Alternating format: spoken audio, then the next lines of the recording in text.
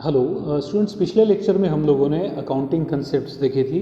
इस video lecture में हम लोग अकाउंटिंग के कुछ कन्वेंशंस देखेंगे। कन्वेंशंस का मतलब होता है परंपराएं, कुछ बातें जो अकाउंट की प्रैक्टिस करते समय, अकाउंटिंग करते समय हमें पालन करनी ज़रूरी होती है, उसको हम अकाउंटिंग की कन्वेंशंस कहते हैं। So accounting convention are those rules which find common agreement and general acceptability.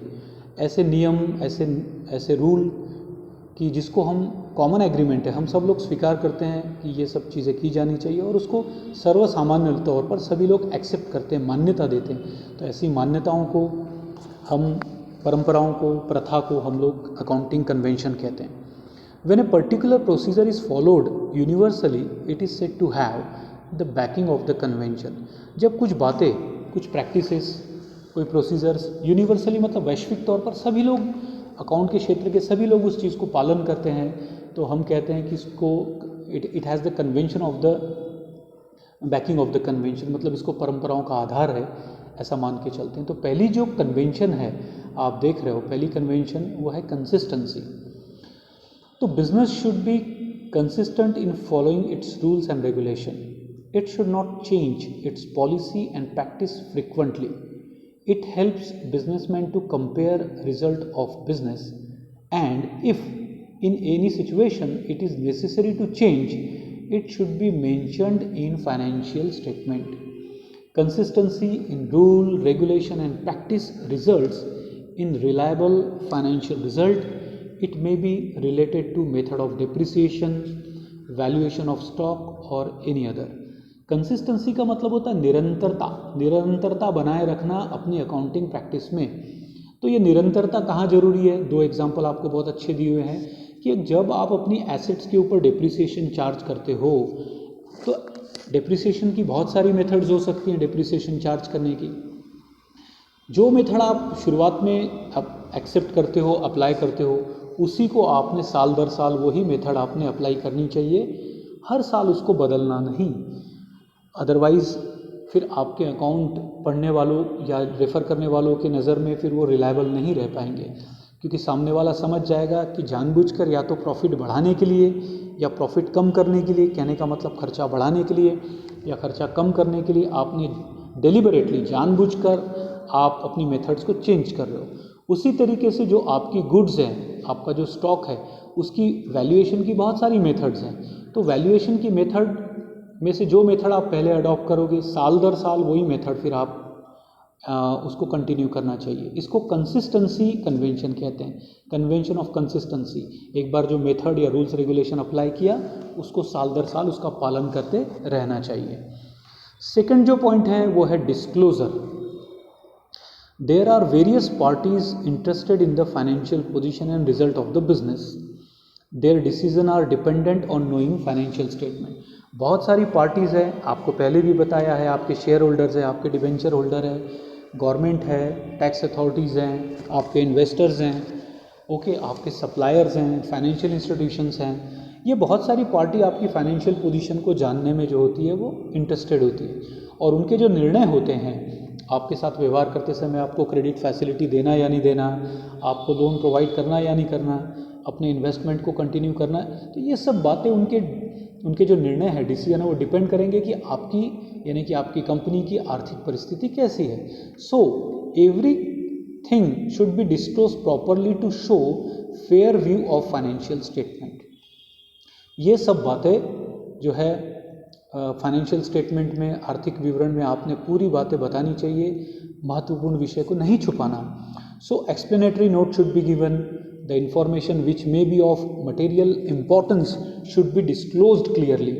अगर पूरा अकाउंट देने के बाद में अगर कुछ एक्सप्लेनेटरी नोट्स देनी है, तो अकाउंट के साथ में, अपने फाइनेंशियल स्टेटमेंट के साथ उन एक्सप्लेनेटरी नोट्स को देना चाहिए कि अगर आपने कुछ स्पेसिफिक एक्सपेंसेस की या रिजर्व्स की प्रोविज़न की है, तो उसके बारे में पूरी जानकारी आपके फाइनेंशियल स्टेटमेंट में होनी चाहिए। और जो भी मटेरियल इम्पॉर्टेंट जो इन्फॉर्मेशन है, उसको डिस्क्लोज करना, छुपाना नहीं।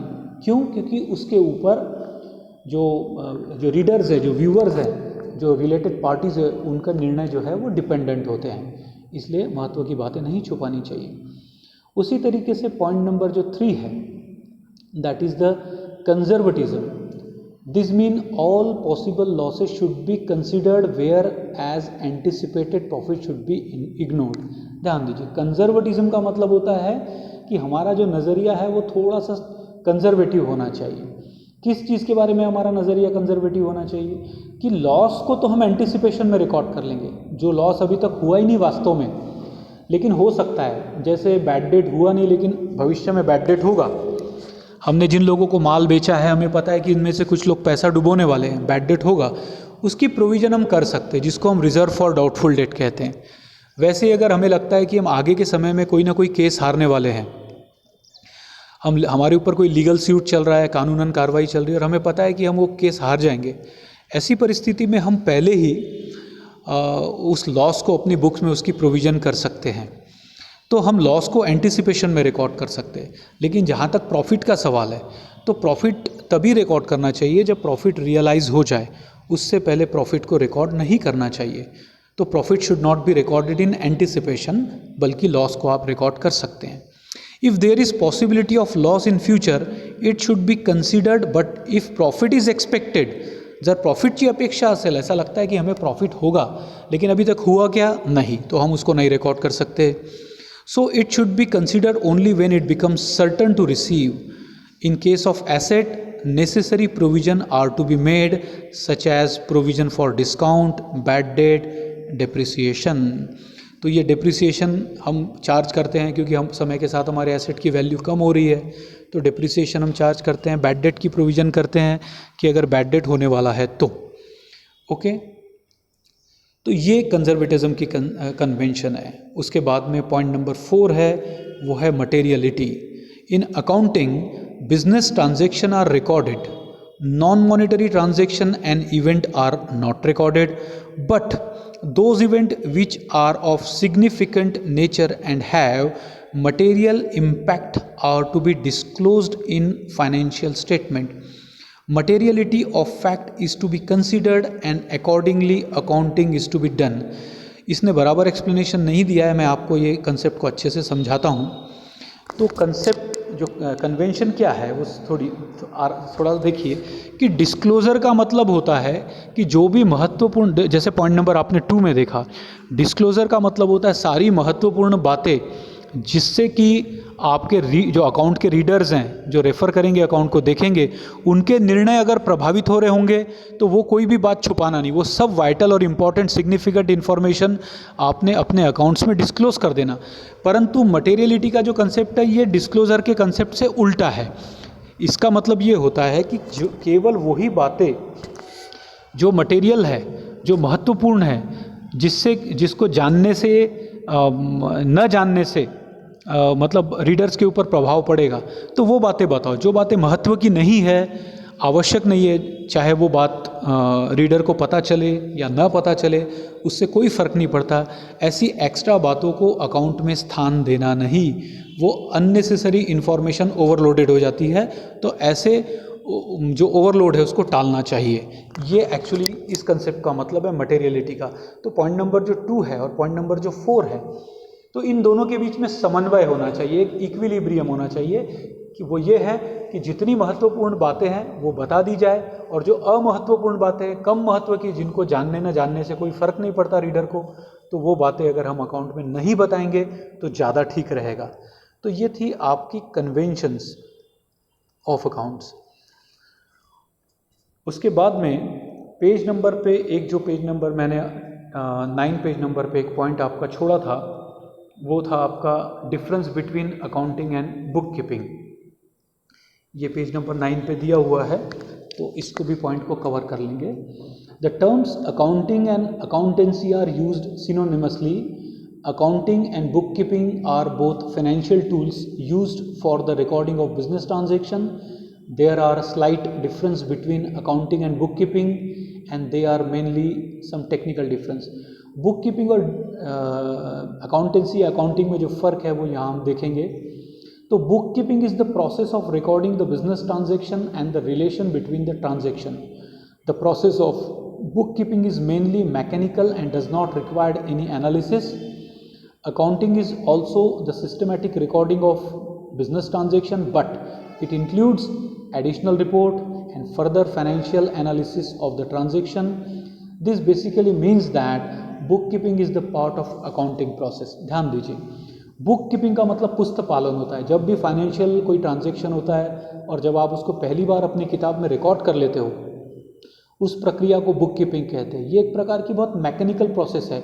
कम पढ़ा लिखा व्यक्ति को भी अगर आप कह दोगे कि पैसे आए हैं, कैश आए हैं, तो आप कैश बुक के रिसीट साइड में इसको लिख लो, या पेमेंट हुआ है तो पेमेंट साइड में लिख लो, या परचेस का ट्रांजैक्शन है, क्रेडिट में आपने परचेस किया है तो वो परचेस बुक में एंट्री कर सकता है, या सेल बुक में वो एंट्री कर सकता है. अगर क्रेडिट सेल का ट्रांजैक्शन है तो सेल बुक में कर लेगा, क्रेडिट परचेस का ट्रांजैक्शन है तो परचेस बुक में कर लेगा. इसी तरीके से परचेस रिटर्न बुक में या सेल्स रिटर्न बुक में एंट्री को लिखना बहुत बड़ी बात नहीं है.